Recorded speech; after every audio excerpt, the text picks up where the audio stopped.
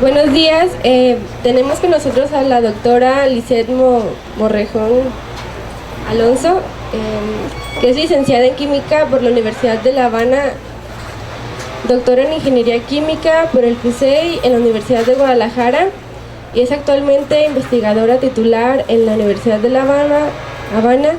Ha colaborado con la docencia en pregrado de diferentes centros universitarios de Cuba. En posgrado ha impartido 20 cursos en Cuba y en el extranjero. Pertenece a claustros de la maestría y doctorado en Ciencia de Materiales del Instituto de Materiales de La Habana, claustro de la maestría y doctorado curricular en Ciencias Químicas en la Facultad de Química de la misma y claustro de la maestría en Gestión de Calidad y Ambiental en la Universidad de La Habana. Es coordinadora docente de la Cátedra UNESCO de Biomateriales y ha tutorado a 10 tesis de diploma de licenciatura química e ingeniería química, 2 tesis de maestría y una tesis de doctorado. Ha participado en múltiples tribunales de tesis de pregrado y en 21 ocasiones de posgrado. Ha sido profesora invitada del Máster Europeo Advanced Materials Science and Engineering en 2013 en España y en CUSEI UDG, México, en 3 ocasiones. Ha participado en 18 proyectos de investigación. A la fecha posee 116 participaciones en congresos, 33 publicaciones de la Web of Science o bases de datos internacionales, 49 memorias de congresos o publicaciones cortas y 7 divulgativas. Ha sido árbitro de diferentes revistas científicas y ha recibido diferentes reconocimientos, entre ellos Premio del Rector, Profesor o Investigador Más Integral, curso 2014-2015, Distinción por la Educación Cubana 2015, Premios Universidad de La Habana en Investigación, 2 premios de Academia en Ciencias de Cuba, entre otros. Su experiencia es en la investigación y docencia y consta de 23 años hasta la fecha. Sus líneas de trabajo fundamentales son los biomateriales, poliméricos y compuestos, obtención y caracterización especialmente de cementos óseos acrílicos que se utilizan para la fijación de prótesis ortopédicas al cuerpo humano, nuevas formulaciones con mejores propiedades. Biomateriales cerámicos, obtención y caracterización de materiales cerámicos fosfatocálcicos para la reconstrucción de tejido óseo como la hidroxiapatita, biohíbridos, etc. Evaluación preclínica y clínica de biomateriales, enseñanzas de las ciencias de los biomateriales. Y primeramente, la primera pregunta consiste en que cuándo nació su interés por la ciencia y cuáles fueron las razones por las que estudié licenciatura en química. Antes de entrar en las preguntas, quería agradecerle la invitación a estar este día aquí con ustedes, que se hayan interesado un poquito en saber, o sea, sobre mi vida personal y cómo ha transcurrido en la investigación. Y bueno, le agradezco la presencia de todos. Siéntanse libres de preguntar lo que quieran. Y bueno, me alegra mucho tenerlos aquí y tener esta posibilidad de compartir con ustedes, ¿no? Bueno, entrando a cómo me decidí a estudiar química, bueno, pues mis padres son profesores de química, muy buenos maestros de química general, inorgánica, mineralogía, cristalografía, química física. Han barrido, bueno, 50 años dando clases de química y desde chica no me eran ajenos los libros de química en casa, de ir al laboratorio y ver cómo cambian de colores los pH, o sea, las soluciones indicadoras de pH y demás. Pero bueno, ese no fue el motivo fundamental. El motivo fundamental fue que hice un bachillerato, un preuniversitario vocacional en ciencias. Hice este pre en la especialidad de matemáticas. Tenía 5 materias de matemática extras cada semestre. Y bueno, al terminar el bachillerato tenía claro que no me iba a dedicar a las matemáticas. O sea, para mí fue muy duro. Las matemáticas fueron muy, muy, muy exigentes. Y bueno, a las ecuaciones y a los números para toda la vida me parecía que era demasiado. Y entonces, bueno, entre las opciones que tenía, hice exámenes para las carreras nucleares. Mi mamá no quería que fuera al extranjero, Y bueno, pues con el promedio académico química, y después me enamoré. Tuve muchos maestros muy apasionados, muy buenos profesores, y entonces ya entré en bichito realmente de la química. Y claro, tenía un sustento en casa que podía ayudarme también a avanzar, ¿no? Pero fue una decisión no de toda una vida, fue una decisión ahí circunstancial un poco. ¿Y cómo fue que decidió estudiar un doctorado? Bueno, como te decía, mis maestros en la universidad, en el periodo que yo estudié, fue privilegiada. Todos mis maestros, desde el primer año de la carrera hasta el último año, eran doctores que se habían estudiado en el campo socialista, venían egresados de la Unión Soviética, Alemania Democrática, Checoslovaquia y demás. Eran profesores muy, muy, muy apasionados. Y a nosotros en el sistema educativo cubano, pues se nos pide como parte de la carrera hacer trabajos experimentales a partir de tercer año, cada año un trabajo y en materias diferentes. Y entonces, bueno, me enrolé con profesores que se dedicaban a investigación en el área de materiales para la medicina, que tenían mucho contacto con profesores, o sea, con médicos estomatólogos, y que veían las carencias en Cuba de lo que eran los sellantes dentales y obturantes dentales. Los sellantes dentales son como un esmalte polimérico que se le coloca a los niños cuando hace cambio en la dentición, es que sellan las fosas y fisuras naturales de los dientes de cuando se forman los lóbulos. Y eso evita que, bueno, que se aloje el Streptococcus mutans, el agente que causa la carie.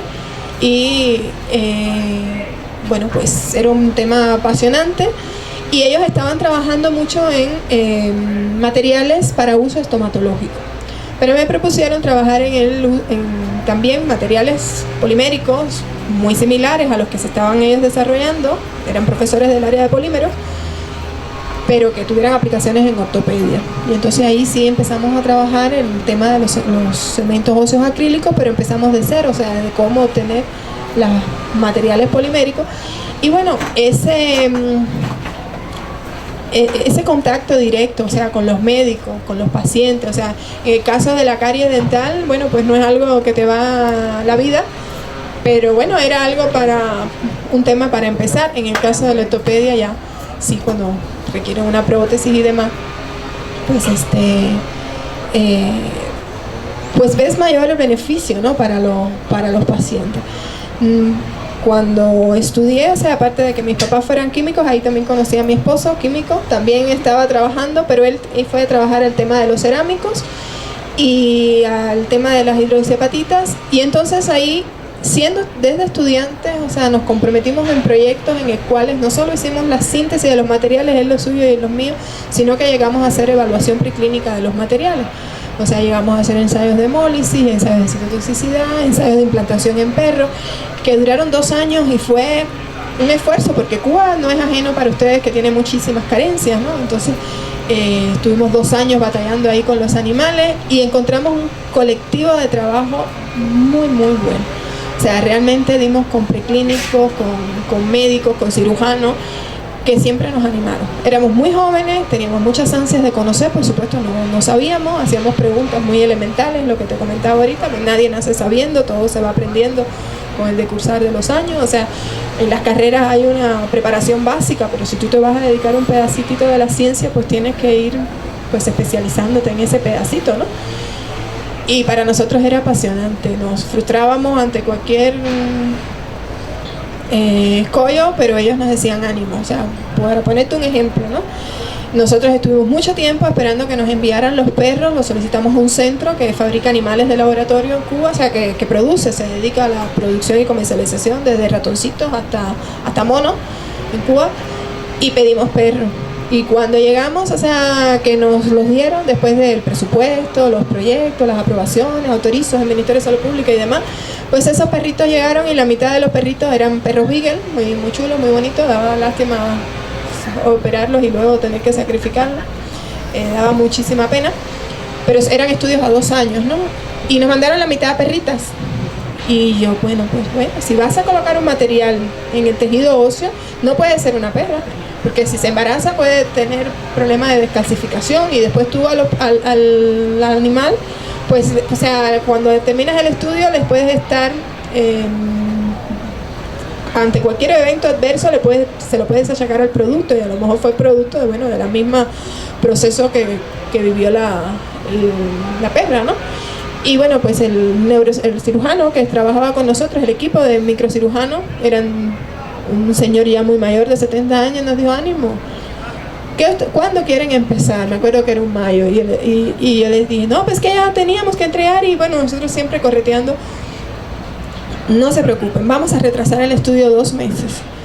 Yo voy a hacer la histerectomía de todas las perritas. Y así se hizo toda la histerectomía de todas las perritas, pasaron su postoperatorio, se volvió a hacer todos los controles clínicos de que tenían un estado de salud adecuado, y se hicieron todos los ensayos, porque no podíamos tener en las perreras mitad perritas, mitad perros, porque bueno, durante 2 años cualquier cosa podía suceder, ¿no? Entonces eran personas que no se detenían ante nada, o sea, para ellos nunca había un problema, ellos le buscaban la solución.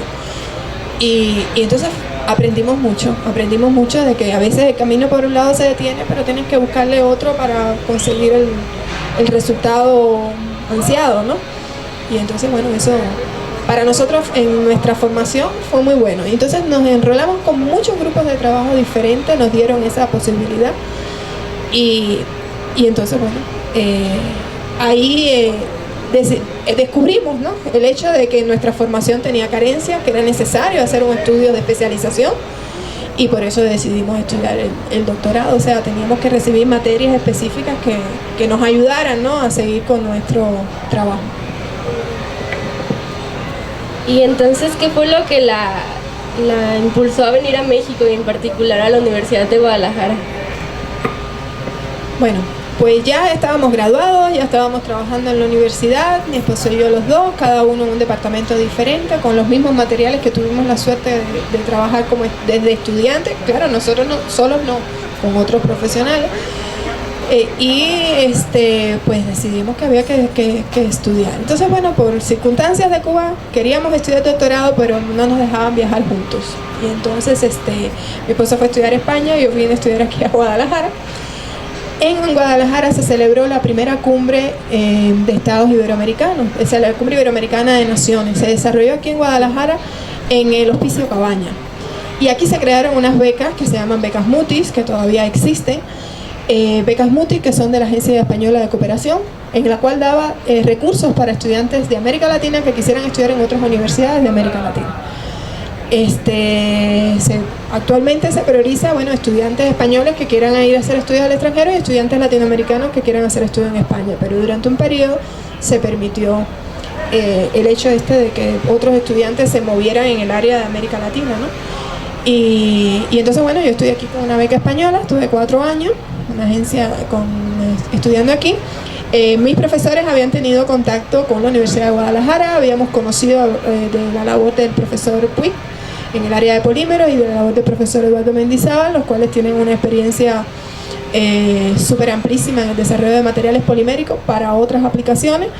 Y bueno, los dos son, desde esa época, yo creo que desde el año 96 eran ya investigadores nivel SNI 3, o sea que todavía lo son, pero tenían una amplísima experiencia. Entonces vine aquí a la universidad, escribí, me aceptaron, les envié mi currículum, les dije el tema que yo quería trabajar, que yo quería continuar con el tema de los cementos óseos, y me recibieron con las puertas abiertas. O sea, ellos me dijeron: tú traes tu tema, ¿en qué te podemos ayudar? O sea, siempre hubo una disposición. O sea, yo llegué, cubana al fin, llegué tarde, el curso ya había empezado, llevaba 3 semanas, tenía 9 tareas atrasadas, que era una locura. Tuve que pasar muchas madrugadas estudiando, pero bueno, me incorporé al sistema lectivo y bueno, pues entonces durante los 4 años recibí muchísimo apoyo para desarrollar desde la síntesis de los materiales, de las esferitas que componen los cementos óseos, todas las caracterizaciones y demás, hasta que bueno, ya me titulé, que el doctorado en química existía en esa época. No sé cuántos doctorados existían en esta época. Fui la primera extranjera que se graduó aquí en el CUSEI del doctorado en química, la cuarta en total. O sea, defendimos un grupo con poco tiempo de intervalo unos de otros. Vamos a hacer una pausa para que pasen al café si gustan, y en un momento seguimos con las preguntas. Continuando con las preguntas, ahora pasamos a resolver sus dudas. quería empezar él.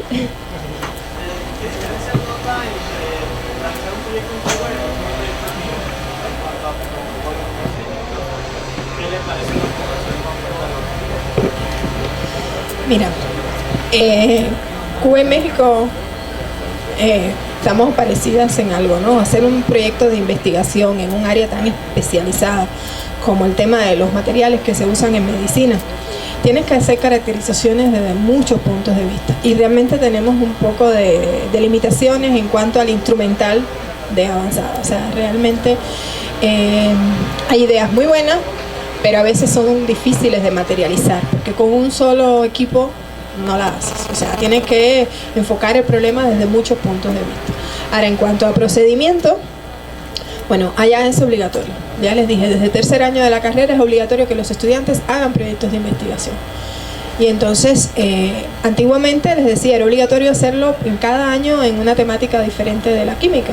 Ahora ya, como no hay tantos recursos y como a veces no se avanza en un semestre todo lo que uno quisiera, bueno, pues los chicos pueden incorporarse durante el tercero, cuarto y quinto a la misma temática. Y entonces, bueno, dependemos mucho de que se hacen igual protocolos, hay materias en que supervisan el avance de esos protocolos, o sea, no se hace la evaluación hasta el último minuto, se va avanzando, los maestros de química que a veces dan sugerencias, los chicos participan en las jornadas científicas estudiantiles, existen jornadas científicas estudiantiles, y eso bueno, los va entrenando, ¿no? Y bueno, allá es obligatorio defender una tesis. O sea, parte de las cosas que bueno, ella me comentaba, ¿no? De las diferencias un poco del sistema educacional aquí y allá. Cuando yo estudié me llamaba mucho la atención la cantidad de muchachos que se iban de pasantes a la industria aquí. O sea, eso yo no lo veía. O sea, no se iban sin su título. Después de haberle dedicado 5 años, pues merecían, ¿no? Tener el certificado acreditativo de que habían vencido estudios universitarios, ¿no? Y entonces la ansiedad por el trabajo o lo que fuera, pues se iban muchos muchachos, había muy pocos egresados. Tutoría de 2 tesis de ingeniería química aquí de chicos que vinieron conmigo a trabajar en el año 98, 99 y yo les decía, ¿por qué se van? O sea, terminen, porque si quieren hacer estudios superiores de maestría, un título de pasante no les resuelve y a lo mejor son buenos chicos. Con gusto he visto que se han incrementado las modalidades de titulación, ¿no? O sea, que puede ser a través de proyectos modulares, por la excelencia académica, aquellos que han tenido buenas calificaciones y demás, tienen esa posibilidad y bueno, hay otras variantes que desconozco, pero qué bueno, ¿no? Qué bueno que se van con su título universitario. Y entonces, en cuanto a requisitos y a facilidades, bueno, allá es obligatorio. O sea, lo puedes hacer mejor, peor. Sí depende mucho de los proyectos que tengan los profesores. Sí depende mucho de los proyectos que tengan los profesores porque muchas veces necesitamos enviar muestras a caracterizar al extranjero porque no tenemos equipo y a veces es malo porque los chicos no tocan el equipamiento y después tienen que hacer la defensa, ¿no? Ante un tribunal de que, bueno, así preparé la muestra, así lo hice y esto fue lo que me dio, ¿no? Y defender además el resultado. No es bueno, pero bueno, es una alternativa, o sea, para terminar los trabajo, pues muchas veces se requiere de la colaboración internacional. O sea, los proyectos de los maestros son los que tiran y a veces le pasan los resultados a los alumnos para que puedan presentar un trabajo con todas las de la ley. Y aquí, bueno, aquí hay equipos y se pueden diseñar trabajos para hacer aquí, nomás que hay que buscar las opciones que hay. Y si no es aquí, en Guadalajara hay opciones. O sea, cuando yo estudié, yo hice cosas aquí en el CUSEI, pero me fui a celulosa y papel, donde me dijeron el infrarrojo estudio. Me fui al CIATEC, me fui a diferentes centros cercanos aquí, no existían los otros centros de Cutunalá ni nada de eso, pero si no es en Guadalajara, pues hay que tenerla a disposición. O sea, si no es dentro de CUSEI, en algún lugar lo hay. O sea, lo que no te puedes sentar y decir, no lo pude hacer. No, hay que buscarlo a como dé lugar. Porque eso es lo que te puede dar la garantía de que tú estás afirmando algo y que es eso de verdad y no es otra cosa. Entonces, qué bueno que están incentivando la investigación, qué bueno que están incentivando los proyectos modulares, qué bueno que están poniendo el bichito de la investigación en ustedes y qué bueno que ojalá se motive y que encuentren facilidades. Pero pasar trabajo no es malo, pasar trabajo te ayuda a saberte enfrentar a lo que viene. La vida no es lineal y que todo te va saliendo.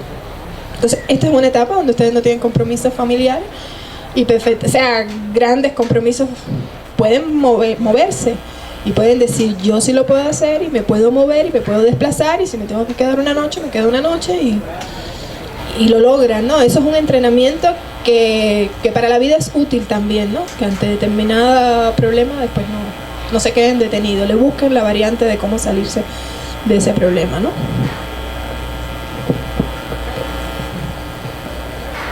¿Alguna otra pregunta? Sí. Mi pregunta es, cuando usted va a Cuba y regresando de aquí de México, ¿usted va mucho a Cuba a su estancia como para hacer algo académico o para descansar? Yo vivo en Cuba, yo vengo de vez en cuando a México. No, o sea, estudié aquí del 96 al 99 y después, bueno, tuve familia, tengo un niño, durante 10 años no viajé, pues con un bebé pequeño a veces es complicado, o sea, viajé pero muy poquito tiempo, no para hacer grandes proyectos. Y después, bueno, ya mi niño ya está grande, ya va a cumplir 15 años y entonces, bueno, mamá y papá los dos, o sea, podemos tener más independencia de nuevo para seguir nuestra carrera de investigación, ¿no? Y entonces sí, bueno, he tenido proyectos con Brasil, hemos tenido 4 proyectos con Brasil, en diferentes sitios, en Río de Janeiro, en Porto Alegre, diferentes temáticas, hemos trabajado con España, o sea, tenemos un proyecto con Alemania, tenemos diferentes cosas, ¿no? Entonces, en Cuba soy investigadora, damos clases, pero fundamentalmente de posgrado. Damos las clases de biomateriales de posgrado, el contacto con los estudiantes es con esos proyectos de trabajo de curso y con trabajo de tesis. Atendemos muchos estudiantes, pero no damos directamente materia en la licenciatura. La licenciatura tiene su claustro específico, que es el claustro docente de planta, ¿no? Nosotros, bueno, como que colaboramos nada más.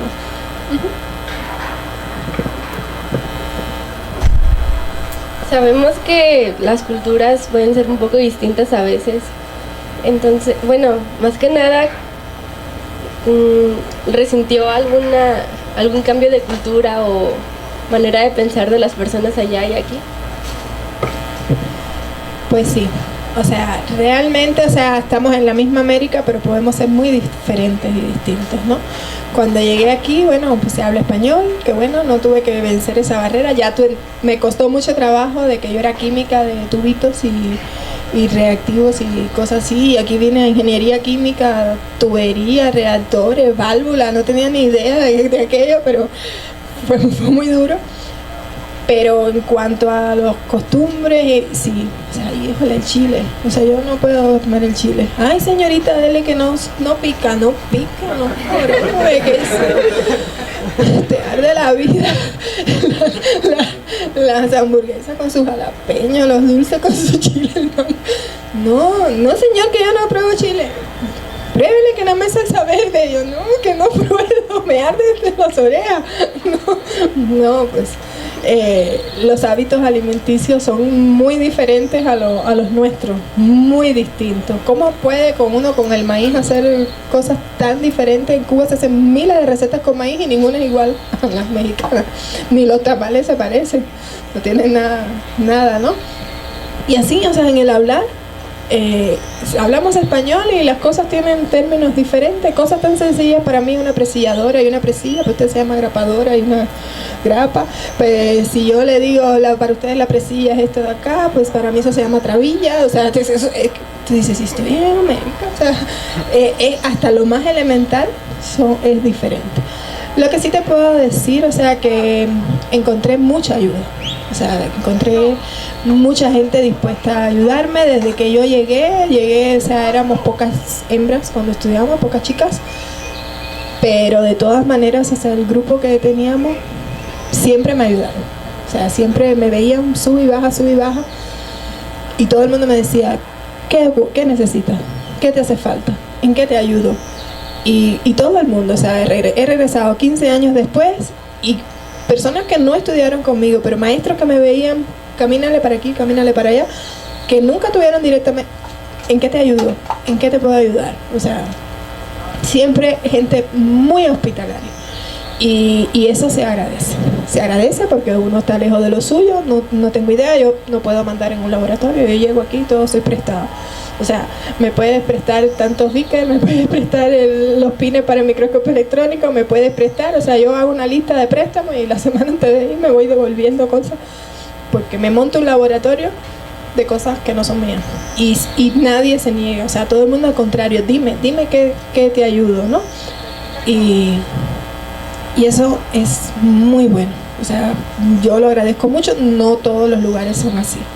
No todos los lugares donde uno va, o sea, hay gente que es más reservada, que lo suyo es suyo, y aquí en el CUSEI yo siempre he sido muy chiqueada, o sea, yo soy una consentida del CUSEI, la verdad, o sea, los que me conocieron, los que no me conocieron, y todo el mundo me dice, maestra, y volvió y vuelve a estar aquí, y dígame, ¿qué ando? Y yo, pues intentando que los astros se pongan en línea, no se dejan, pero yo los empujo, a ver si se pueden poner en línea, a ver si hago algo útil antes de regresarme a Cuba, porque tengo que aprovechar esta oportunidad, ¿no?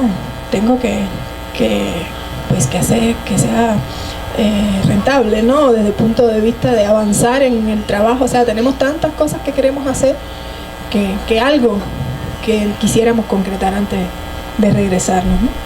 Y para mí eso es fundamental, o sea, hábitos distintos, formas de ser diferentes, pero muy solidario. O sea, a mí eso me ha pasado el tiempo y sigue igual. Han cambiado. Antes, cuando yo estudié, las chicas iban muy de manga larga y no se enseñaba ni el tobillo. Ahora veo que ya la sociedad cambió. O sea, ya se usa minifalda y es más abierta, pero la personalidad sigue siendo igual. Muy bien, pueden levantar la mano a quien tenga preguntas en el momento que deseen. Pueden preguntar. Continúo. En cuestión de educación, de universidades y más que nada en la investigación, ¿qué diferencias ve entre México y Cuba? Mira, en cuanto a investigación en particular, hay capacidad, hay deseos de hacer cosas, pero el avance en ciencia es una decisión política. Que el gobierno quiera invertir en ciencias y que no sea a pulsos esa inversión, sino que sea una investigación, que sea un apoyo sistemático. En los dos países, o sea, hay, te digo, capacidad, deseos, pero necesita más apoyo. Necesita más apoyo porque, por ejemplo, o sea, muy personal mi impresión, las inversiones extranjeras son magníficas para atraer momentáneamente capital, para generar puestos de empleo, pero nadie te va a resolver tus problemas locales. Nadie te va a resolver, nadie va a invertir en los problemas sociales. Nadie, si aquí hay una enfermedad autóctona, no va a venir nadie a investigar la cura de esa enfermedad autóctona. O sea, es un problema nuestro, y la decisión de que cada país de América Latina pueda resolver sus problemas sociales depende de que el gobierno invierta en la resolución de esos problemas directamente. Si aquí en el CUSEI se hace un laboratorio en mi opinión, ¿no? de terapia celular, no basta con que se cree el laboratorio celular, hay que seguirle dando recursos y sacarle todo el provecho, o sea, todo lo que invirtió, que de alguna manera sea redituable.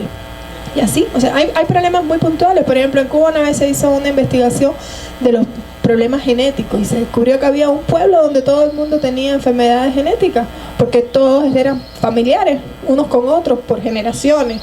Nadie va a venir a investigar, a tratar de darle solución a ese problema, ¿no? Entonces hay muchas enfermedades que son nuestras, hay muchos problemas locales que son muy específicos, muy especiales y que se pueden resolver.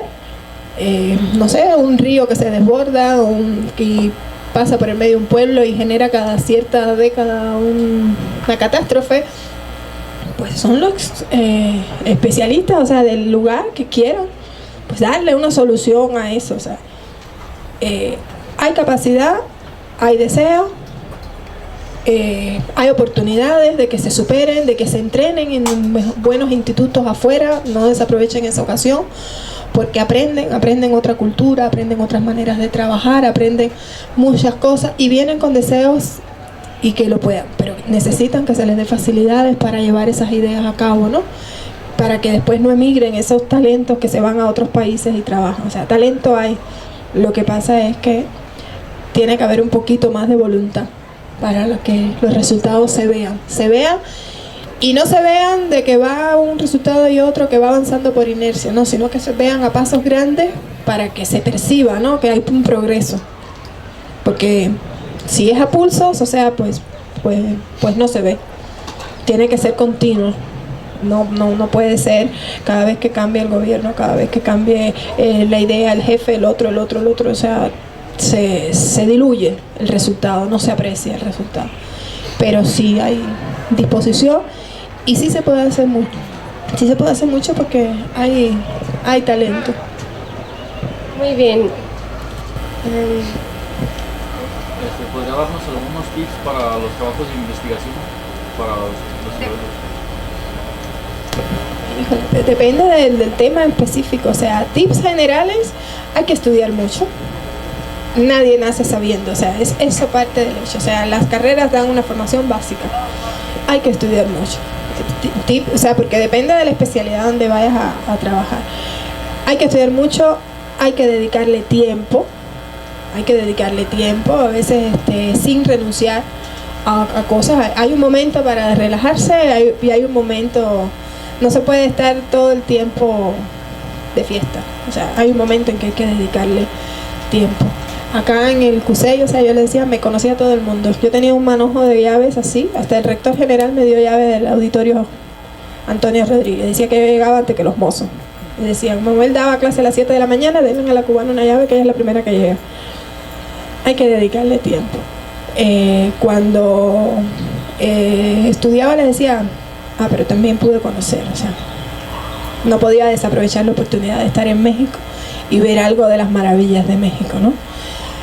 Pero si había que dedicarle tiempo, venía con un proyecto durante 3 años, fue un tiempo, ¿no? Tengo una beca, después de que me voy a sostener, hay que aprovechar el tiempo en eso. Y era día, noche, sábado, domingo. Me quedaba aquí en el CUSEI de madrugada. Yo no sé si ustedes saben que aquí soltaban unos perros maravillosos, unos perros espectaculares, pastores alemanes, inmensos. Me daban un walkie-talkie los custodios y a las 3 de la mañana me llamaban y me decían, señorita, ¿usted está bien? Y yo le decía, yo estoy bien. Claro, no me podía cambiar de edificio, ¿no? Por las madrugadas. Y hasta que me llamó el rector del CUSEI y me dijo, niña, vas a provocar un problema internacional, tú no puedes quedarte de noche aquí. Bueno, pues yo tengo que acabar mi tesis. Yo vine a hacer mi tesis y yo tengo que acabar mi tesis. Bueno, ¿qué necesito? Pues yo una computadora para escribir. Y allá me dieron la primera laptop Macintosh que hubo aquí. Me la llevé a mi casa para escribir. Dejé de estar en el CUSEI las madrugadas, ¿no? Pero eso me conocían todo el mundo. Pero sí, cuando con mis compañeros compartíamos, allá fuimos a discotecas, pocas, me hubiera gustado ir más, pero había pocas chicas que bailaran, que les gustara el baile, pero sí nos gustó, o sea, había que dedicarle tiempo. Entonces, tips generales, estudio y tiempo. Las cosas no siempre salen a la primera. Hay que insistir, hay que insistir, hay que insistir. Y ser muy ético en los resultados. Si no da, hay que volver a probar. Si no da, a lo mejor tu idea inicial estaba errada, pero tiene que tener la certeza de ese resultado. Porque tú hagas el experimento una vez, no quiere decir que sea así la respuesta. A lo mejor hay variables que tú no has considerado y que influyeron en ese resultado. Hay que ser muy ético con los resultados, y sobre todo si uno está trabajando en materiales para el ser humano, ¿no? Porque tú no sabes, ya hay una variabilidad biológica. O sea, tú tienes un material muy bueno y en relación a quien tú se lo coloques va a haber una respuesta diferente. Pero como media, tú tienes que tener una proporción de éxito, ¿no? Y entonces hay una responsabilidad muy grande. O sea, un único experimento, tú no puedes sacar, tú podrías sacar un artículo, pero no puedes decir esto es así porque me dio así. Hay que hacerlo 1, 2, 3, 4, 5 veces, tener la certeza clara de que es eso y no otra cosa. Entonces, eso para todo, en investigación, para todo. Ser muy ético con el trabajo, no porque tú quieras que te dé, ver el resultado con los ojos que tú lo quieres ver, sino hay que trabajar en equipo y muchas visiones te dan diferentes ideas y te dan diferentes interpretaciones de un mismo resultado.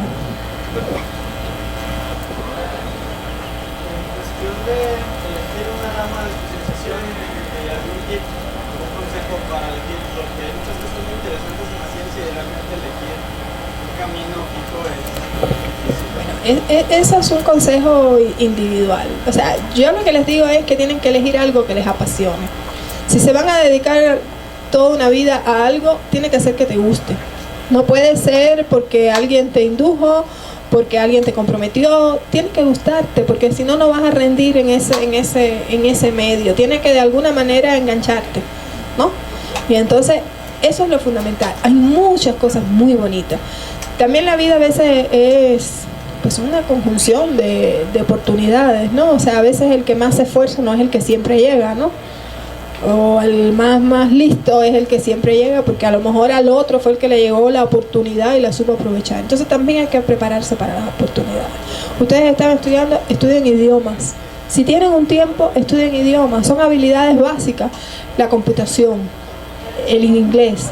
Y manejar un carro son 3 puertas que donde quiera que te muevas, o sea, son habilidades que van en las formas generales, que te van a servir para cualquier cosa, ¿no? Prepárense, la oportunidad llega. Cuando llegue una beca, un intercambio con la universidad, que a lo mejor ustedes ni soñaran, decir, ay, si yo hubiera. No, si yo hubiera, no, ya yo estoy, mi tiempo, ya yo sé hablar bien idiomas, ya yo tengo conocimiento de manejo de tal cosa y tal cosa y tal cosa. Yo mi tiempo lo aproveché, porque si están 8 horas aquí, van a dedicarle otra vez 8 horas en otro momento. No, aquí lo aprovecho al máximo y ya después lo que venga veremos, pero hay que estar preparado para las oportunidades, porque no siempre el más listo es el que llega, no siempre el más esforzado es el que llega. La vida es una mezcla de muchas cosas, ¿no? Y entonces las oportunidades no se pueden dejar pasar. De pronto das con un maestro que tiene una posibilidad de una maestría en tal universidad o en tal otra. Yo estoy preparada, yo puedo. Y no tenerle miedo, porque todo se aprende en la vida, o sea, todo. Pero bueno, empezar y dedicarle el tiempo para ir venciendo escalones, no quedarte toda la vida sin saber y decir algún día lo aprenderé por osmosis, no. Por decir de que se te pegue. Hay que ponerle ganas a las cosas. ¿Alguna otra pregunta? ¿En qué consiste su actual estancia aquí en CUSEI? Mira, yo agradezco la oportunidad siempre de regresar al CUSEI, primero porque le tengo un gran afecto, y segundo porque me invitan siempre a hacer lo que me gusta. Entonces es grato, ¿no?, que te puedas desarrollar. He estado con los chicos de biomédica, con los chicos con biomateriales. El año pasado hicimos 2 proyectos modulares, 6 chicos, 3 hembras, 3 varones. Fue muy intenso porque, bueno, tú misma me comentabas ahorita que los biomédicos no tienen formación en el área de química, el actual plan docente. Pero fue un entrenamiento de cero a llevarlos a hacer un producto con el que se sintieran contentos, ¿no? Y para mí fue un apoyo, o sea, fundamental en el avance de mi trabajo. O sea, porque traíamos 2 líneas de investigación. O sea, pensaba desarrollar una, pero bueno, al ver que tanta motivación en los estudiantes, dije, bueno, 3 y 3. Y trabajamos lo que yo hago, lo que he hecho siempre, que son los cementos óseos acrílicos. Los cementos óseos acrílicos son materiales poliméricos que se usan para fijar las prótesis metálicas al cuerpo, fundamentalmente prótesis de cadera, prótesis de rodilla, pero también se puede utilizar, bueno, es el estándar oro para la fijación de las prótesis de hombro, de tobillo. También se han usado diseños de prótesis para muñeca. Entonces es un material que se conoce hace mucho tiempo, no es un material nuevo, pero es un material que tiene defectos que no hay otros mejores. Se siguen usando porque tuvo un paciente viejito, le operas la cadera y el cemento fragua en 15 minutos y al otro día puedes decirle, camina, ¿no? Y si tú tienes una fijación que no es con cemento óseo, que tienes una superficie rugosa en la prótesis, pues depende que la osteosíntesis del hueso sea la que haga que el hueso colonice esa superficie del implante y a largo plazo haga una fijación. Entonces tienes que tener al paciente 3 meses acostado, no te mueva, para que el hueso crezca y se pegue a la prótesis. Y eso lo puedes hacer con un paciente joven y saludable, pero no lo puedes hacer con un viejito que tiene complicaciones, o sea, agarra neumonía, agarra otras complicaciones de problemas de base circulatorio, le puede dar una trombosis. Entonces, el patrón habitual para fijar prótesis de cadera es con los cementos óseos. Es con los cementos óseos. ¿Y quiénes son las personas que más se fracturan la cadera? Pues las personas ya adultas, ¿no?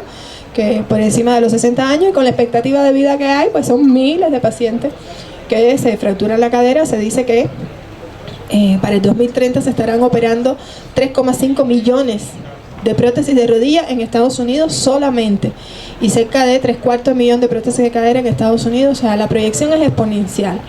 Entonces se está investigando mucho en cuanto a prótesis y en cuanto a procederes quirúrgicos y en cuanto a todo lo que esté vinculado con las articulaciones, porque bueno, con la edad se desgastan, ¿no? Se desgastan las articulaciones y no hay medicamentos que puedan restablecer la funcionalidad de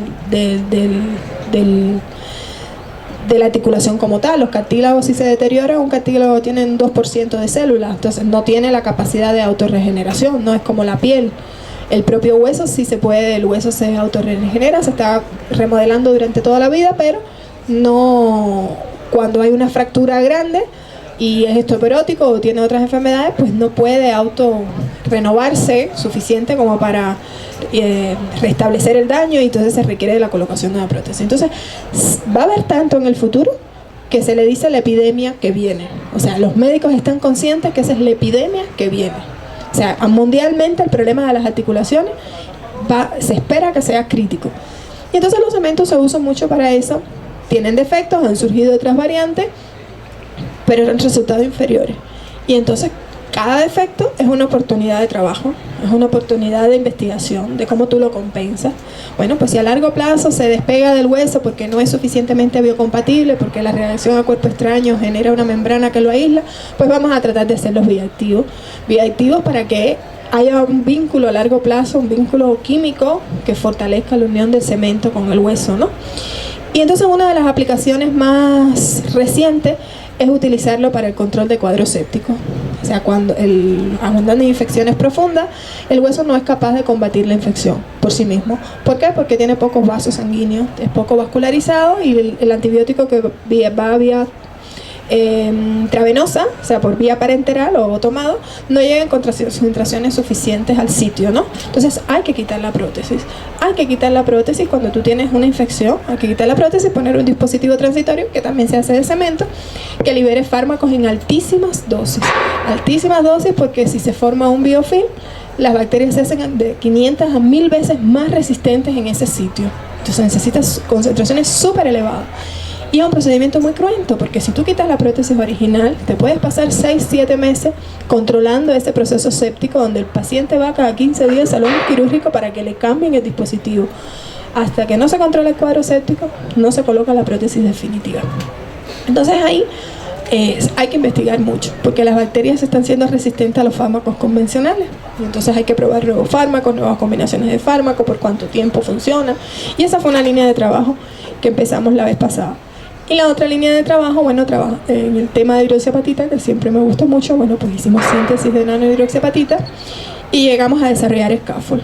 Aquí en CUSEI ajustamos las condiciones para preparar scaffold con porosidad interconectada a partir de nanohidroxiapatita, pero bueno, no teníamos el horno que nos llevara a las propiedades mecánicas suficientes, ¿no? Pero no importa, o sea, lo iniciamos y después en este año lo hemos seguido en otros lugares trabajando, y sí, ya hicimos scaffold con propiedades adecuadas, los cuales ya se evaluaron con células madre en Alemania y dieron muy buenos resultados, por lo cual también estamos muy contentos, ¿no? Porque el trabajo que hicimos aquí fue el estudio exploratorio que necesitábamos, ¿no? Para marcarnos el camino que debíamos seguir. Y entonces eso, o sea, hacemos proyectos con los muchachos, nos instruimos un poco en los temas de biomateriales, y es grato venir porque haces lo que te gusta, ¿no? vienes acá, o sea, te sientes en un ambiente amigable y además, bueno, avanza lo tuyo, ¿no? Y entonces, bueno, lo agradezco siempre muchísimo. ¿Qué es lo más difícil para usted de trabajar con mexicanos? Te puedo decir que no, o sea, no encuentro, no me ha tocado trabajar con gente complicada. En este mundo hay todo tipo de personas, no depende solo de la nacionalidad. Hay personas amables, hay personas agradables y hay personas que son súper complejas. Siempre he trabajado, te digo, con mi profesor, es magnífico, mi profesor Mendizábal, siempre me apoya en todo lo que yo quiero. Ahora estoy trabajando, le digo, con el laboratorio de microbiología del departamento de farmacobiología. Igual, desde que llegué me dijeron, ¿qué hace falta? Y yo, necesito y dice, bueno, si tu maestro no te lo paga, te lo pago yo. O sea, siempre es así. Y ahorita han comprado un montón de cosas y bueno, ahorita me vienen a buscar para ir al IMSS a buscar unas cepas muy resistentes. Todo el mundo, o sea, a la hora de escribir, los chicos, o sea, tienen que ser, eso sí, tienen que ser más cuidadosos. Yo insisto mucho con la ortografía, la redacción. Los muchachos, o sea, no ponen un solo acento. Le digo, señor, esa teléfono celular, el daño que hace, ¿no? O sea, porque sí, en ese aspecto hay que ser bueno, hay que estudiar, hay que tener conocimientos, hay que echarle ganas, pero también hay que saber transmitir la idea y el resultado, ¿no? Cuando yo tenía aquellos estudiantes de ingeniería que titulamos la tesis hace años, yo les decía, niño, cuando te pongan a hacer una carta ahí en la Coca-Cola que tú te vas a trabajar y tengas 4 fotografías, a ti te bajan de... O sea, cuando vayas a hacer un memorando y tengas te quitan, o sea, por muy egresado y titulado que sea de la ODG, hay cosas que te dan puntos y hay cosas que te quitan en la vida, ¿no? Entonces no se puede descuidar. También hay que saber transmitir la idea, o sea, hay que saberla escribir, hay que saberla divulgar para poder ganar proyectos, para que te busquen, que te den recursos y demás. Entonces, la escritura de los trabajos es lo que más me cuesta. Ya a la hora de exponerlos a veces son inseguros, pero son inseguros porque no han tenido la formación, eso es entendible. Sin embargo, los chicos que me acompañaron el año pasado se sobrepusieron y hicieron una exposición hiper maravillosa. Yo les decía a ella que yo estaba bien histérica porque nos enteramos el día antes de que se habían invitado a profesionales del SNI de otros estados para que los evaluaran, chicos que llevaban apenas mes y medio trabajando. Y yo ahí, a ver, dale, repite, dale, dime, y esto, si te preguntan esto, y estaban todos preparados, preocupados por el vestido y el traje. Y yo, deja el vestido, deja el traje, mira a ver lo que tú vas a hablar. Y ahí todos muy, ay maestra, pero el vestido, no sé qué. Y vinieron todas chulísimas, lindísimas y de todas maneras lo hicieron muy bien. O sea, que yo me quedé, yo estaba con la presión baja y decía, ay, cuando abran la boca. Pero no, lo hicieron y fue una satisfacción increíble, ¿no?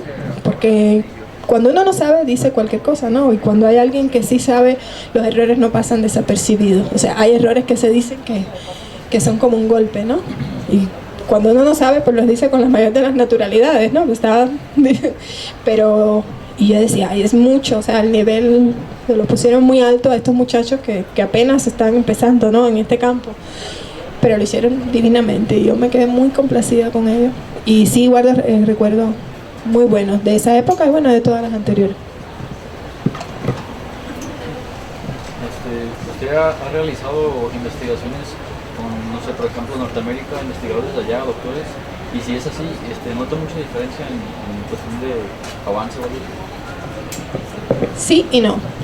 Sí, tú recuerdas que hasta hace 6 meses, un año, Estados Unidos era nuestro principal enemigo. Cuba y Estados Unidos, o sea, teníamos diversionismo ideológico y demás y teníamos algún vínculo con los americanos. O sea, para nosotros eso era totalmente vedado.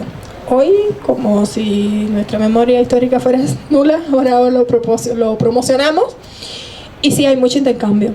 mucho intercambio con profesionales de Estados Unidos ahorita. O sea, hace poco hicimos un congreso en el cual vino la Royal Society de Inglaterra a Cuba, y también vino la Sociedad de Química de Estados Unidos, ¿no? Y vinieron muchos profesionales de la Sociedad Americana de Química.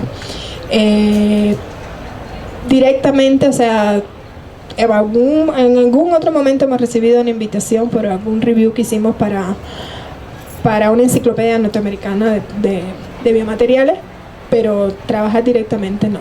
Sin embargo, tenemos colaboradores que sí se han insertado de otras nacionalidades que hemos ido conociendo y que ahora ya son líderes científicos, profesionales españoles que se han insertado en Michigan y que bueno, han ido a Cuba, y para nosotros siempre es agradable decir que te digan, ¿no? Cuando yo empecé con Licea a trabajar, ¿no? Y que te diga, mi primer paper es con ella, y que ya son personas que son subdirectores y profesores súper buenísimos en Estados Unidos y que te han dejado un espacio inmenso, ¿no? O sea, que han hecho y han aportado muchísimo, pero que tú dices, bueno, nos quedan 20 años de trabajo, vamos a colaborar y vamos a ver qué más podemos hacer en este tiempo. Lo pasado está, nos queda tiempo y vamos a ver qué más hacemos. ¿Alguna otra pregunta? ¿Cómo podría relacionar el área de biomateriales con la óptica? Bueno, específicamente, bueno, ya les hablé de que yo trabajo el tema de los cementos óseos, de los materiales sustitutivos de tejido óseo, sean cerámicos o compuestos. Directamente no se relaciona con la óptica. Pero sin embargo, los materiales base, o sea, el acrílico que compone los cementos óseos, los acrílicos son una familia muy amplia de compuestos. Que han encontrado diferentes aplicaciones en medicina. O sea, por ejemplo, el polimetacrilato de metilo se usa para la estomatología, para, o sea, lo que son las prótesis removibles, están los dientes artificiales y demás, pero también se usa, porque tiene un buen índice de refracción, se usa para la fabricación de lentes. Tanto los lentes de contacto normales como los lentes intraoculares, las LIO. Y entonces, bueno, en la evolución de estos tipos de dispositivos médicos, bueno, pues las lentes oculares dice que se describieron por primera vez por Da Vinci en 1400 y tanto. Los españoles no habían llegado a América todavía. Y están los dibujos, ¿no? De donde él describe que se podía fabricar una lente para colocar en la superficie del ojo. Fueron evolucionando con el tiempo. Las primeras lentes, bueno, pues eran investigadores químicos, había alemanes de diferentes nacionalidades, hasta que llegó Fick, que fue el que describió las leyes de Fick, las leyes de difusión, el cual él fabricó las lentes y se las colocó, ¿no? Él no tuvo ningún daño, ninguna lesión en la córnea. Sin embargo, otros intentos después sí tenían graves problemas, afecciones a las estructuras del ojo. Y se descubrió que, bueno, el problema era que impedían el paso del aire, del oxígeno, ¿no? Y había una atrofia de las células. Y entonces, bueno, con el tiempo se desarrollaron, a partir de los mismos acrílicos, haciendo sustituciones a los grupos funcionales. Si tú cambias un CH3 por un grupo etanol, por un grupo etílico, pues entonces se vuelven hidrogeles. Un hidrogel es un polímero que es capaz de absorber agua sin que se destruya, pero a medida que se va hinchando, pues deja pasar el oxígeno. El agua esa que está en la matriz acrílica, pues deja pasar el oxígeno. Y así, bueno, se han hecho lentes de hidrogeles. Para que me entiendan las aplicaciones de los hidrogeles, o sea, por ejemplo, las uñas artificiales rígidas son de polimetacrilato de metilo también, las de blandas son de un hidrogel, o sea, de una familia acrílica, ¿no? Tiene aplicaciones en la vida cotidiana y tiene aplicaciones en... Los hidrogeles, por ejemplo, son los muñequitos estos que se hacen, que se hinchan con el agua, ¿no? Que te ponen un Superman chiquitito y que después el Superman lo pones en agua y se hace gigante, ¿no? No se llega a romper la estructura, pues son aplicaciones con no tan sentido práctico, pero que son divertidas, ¿no? Pero es una aplicación de los materiales en diferentes campos. Entonces, bueno, es esa capa de ese hinchamiento, ¿no?, que se produce, deja transmitir el oxígeno. También, bueno, está toda la generación de las lentes de contacto de siliconas, ¿no?, que la silicona es un material que es permeable al oxígeno también. Y ya después están las lentes intraoculares que, bueno, fue un oftalmólogo inglés el que las desarrolló por primera vez, que él estudió las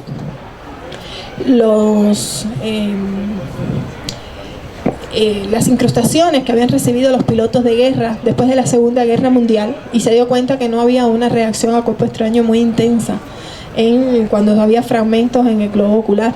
Y entonces, bueno, diseñó y propuso, o sea, cuando se hace la operación de cataratas, que te sacan el cristalino, él diseñó, bueno, hacer un lente intraocular, que, bueno, los actuales son plegables, por una pequeña incisión se colocan y se abre ya colocado, ¿no? Y tú puedes, bueno, pues hacer rectificación de muchos defectos de la visión con estas lentes.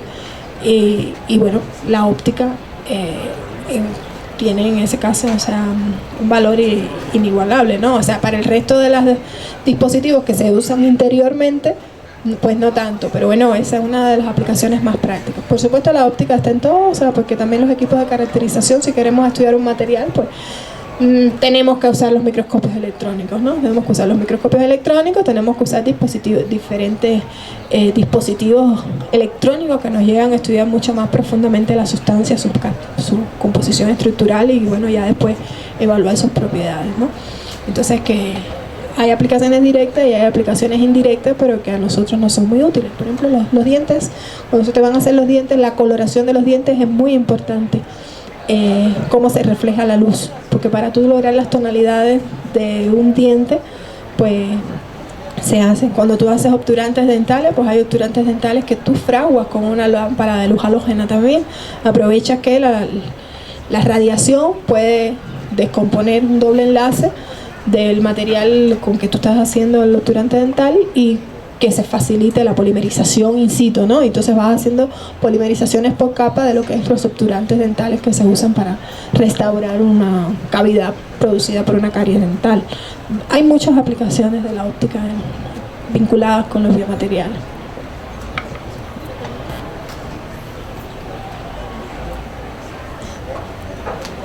Bueno, un poco distinto a lo que estábamos diciendo. ¿Qué es lo que más le gusta de Cuba y de México?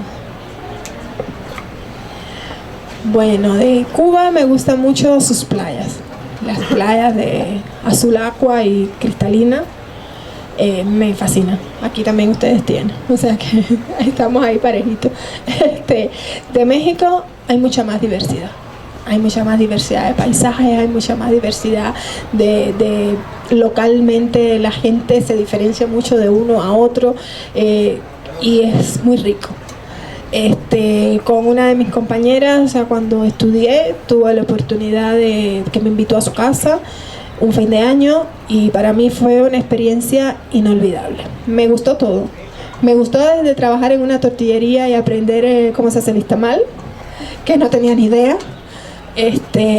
No lo podía concebir. Me gustó, me fascinó Tzintzuntzán. Me encantó ir a la Mariposa Monarca. Me gustó todo, me gustó Janicio, me gustó Páscuaro, me gustó todo, porque su casa estaba en Irapuato y hacíamos excursiones de ida y vuelta, aprovechando los 15 días de fin de año, y fue espectacular. Son paisajes muy diferentes, muy bonitos, y ya, bueno, pues después ya no podía estar aquí, no subir el castillo de Chichén Itzá, ir a Tulum, ver sus vistos Teotihuacán. O sea, es que es muy rico. México es impresionante, la diversidad de locaciones que tiene, el paisaje, todo es diferente y todo es lindo. A mí me fascinó. ¿De comidas? ¿Cuál es su comida mexicana favorita? ¿Sabes qué? El año pasado para venir no puede tener chile. El año pasado para venir en el consulado tuve la entrevista más rara de mi vida. Me dijo el funcionario que me atendió, ¿usted qué dice que estudió en México? Y yo, no, aquí yo traigo todos mis títulos, yo estudié en México, porque hay que llevar todos los títulos para que te... Y yo, no, yo estudié en México, mire, usted dígame cuál es la comida típica de Guadalajara. Y yo, ay, pues yo me hago la mía. Pero claro, bueno, a mí me gustan mucho las quesadillas, me gustan mucho los tacos al pastor, me fascina. Bueno, y las tortas ahogadas. Y a ver, ¿cómo se hacen las tortas ahogadas? Y yo ahí ando rebobinando 15 años para atrás, le dije, bueno, pues ahí el pan de virote, la carne, las carnitas asadas le llaman a ustedes, y una salsa tan picante que no sé lo que sabe porque yo no la puedo probar. Yo si voy a las tortas ahogadas, digo, a mí me echan de la que no tiene nada. Y ahí cuando le pasan del cucharón de uno a otro ya se va volviendo picante y te dicen que no pica, pero sí pica. Ya con ese nivel de cucharón por un lado y al otro para mí es suficiente. Y bueno, pues me gusta mucho pues la capirotada, me gusta mucho las carnes en jugo. El pozole me fascina sin chile, porque he visto echar chile rojo que es una loma, así chile de árbol que tú dices, sí, ¿cómo comen eso?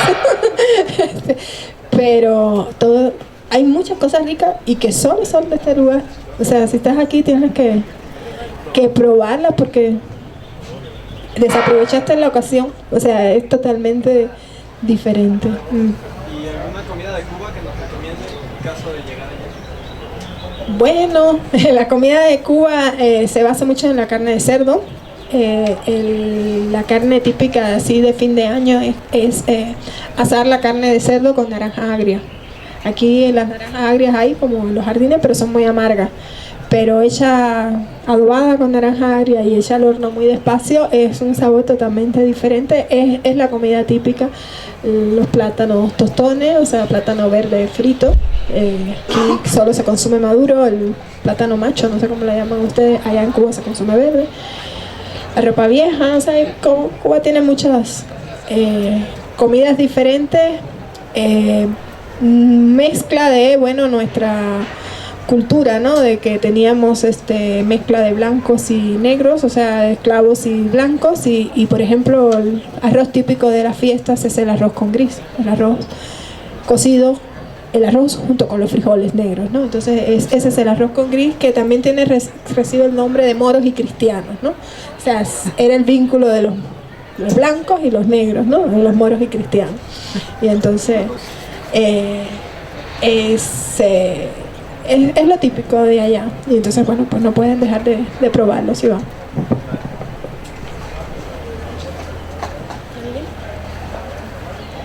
Nos comentaba que ha trabajado en otros países aparte de México y de Cuba.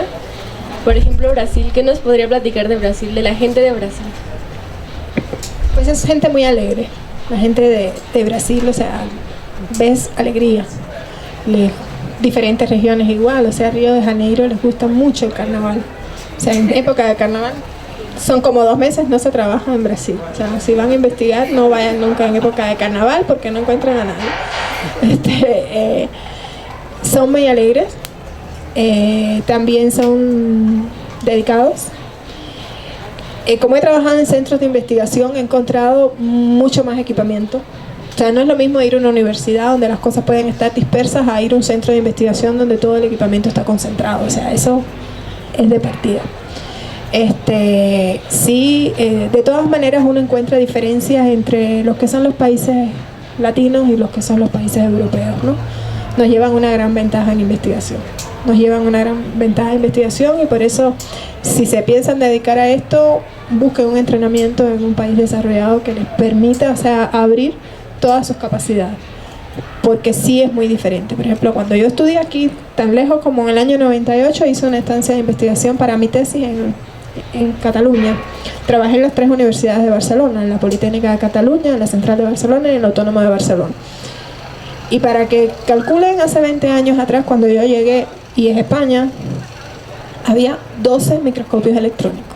O sea, en un solo edificio había 12 microscopios electrónicos. O sea, desde aquella época casi el internet no se usaba, uno reservaba y habían sábanas completas. ¿En qué horario usted quiere? ¿Y cuál microscopio usted quiere? Había 8 de barrido, 4 de transmisión.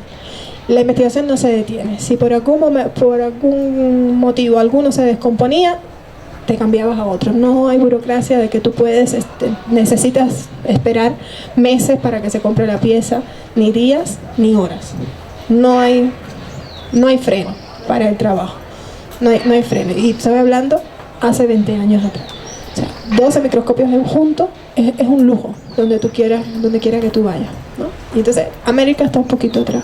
O sea, América Latina está un poquito atrás en eso de investigación y como les dije, eso es una decisión política. Es una decisión política en que, porque poder podemos.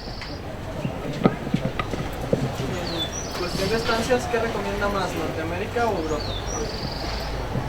Ya te dije que no tengo experiencia en Norteamérica. Sí, casi iba presa. Hay de todo. Depende del lugar en especial que tú vayas. Depende del progreso.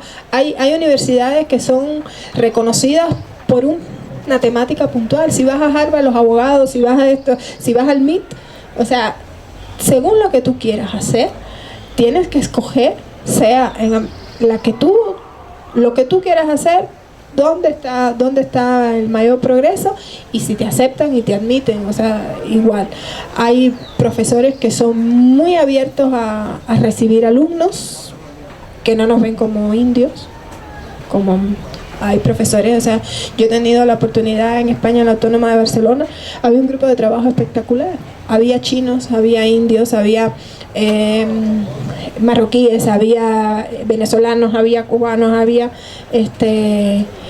argentinos. Profesora estaba abierta a todo.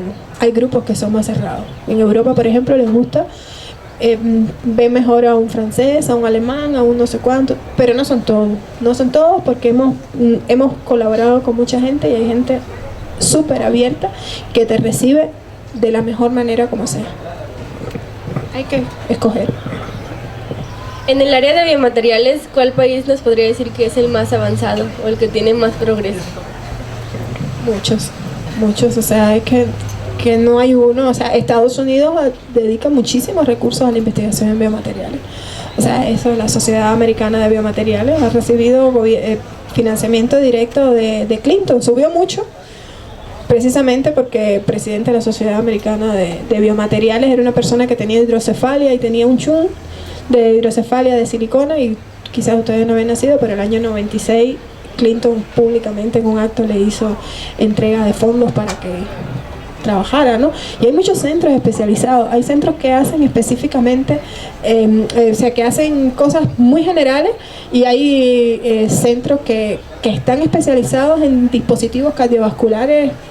¿Y cuántos dispositivos cardiovasculares no hay a base de biomateriales? O sea, muy diferente. Por ejemplo, la Universidad de la Florida es famosa por los biovidrios, por los vidrios de Heinz que surgieron. La NASA dio durante 10 años apoyo para desarrollar un material que se uniera directamente al hueso, y ese fue el primer material, los biovidrios de Heinz a base de sílice, que se pegó directamente al hueso, que los primeros patólogos que trataban de sacarlo decían: se rompe primero el hueso antes de romperse la interfase del producto con el material.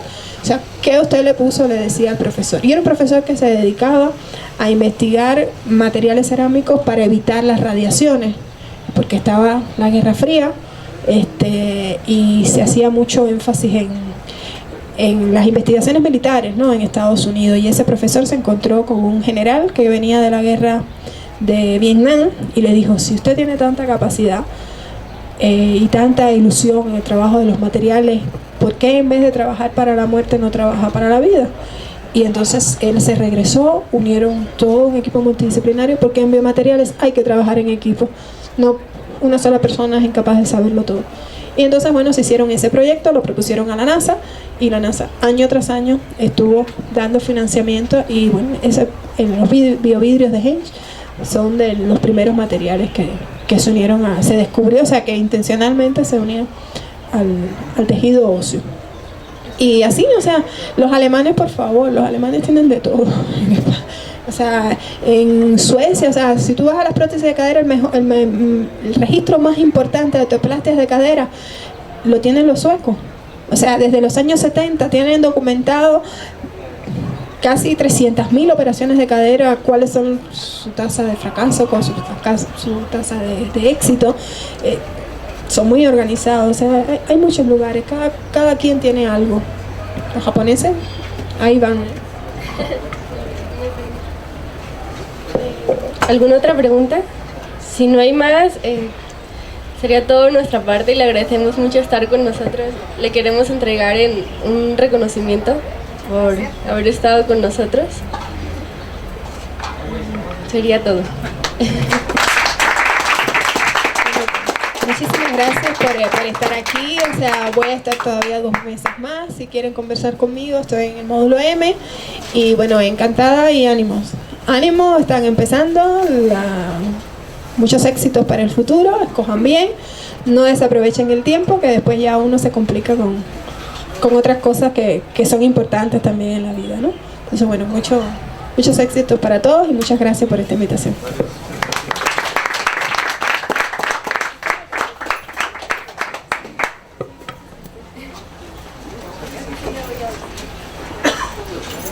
Si quieren workers, esto lo vamos a sacar.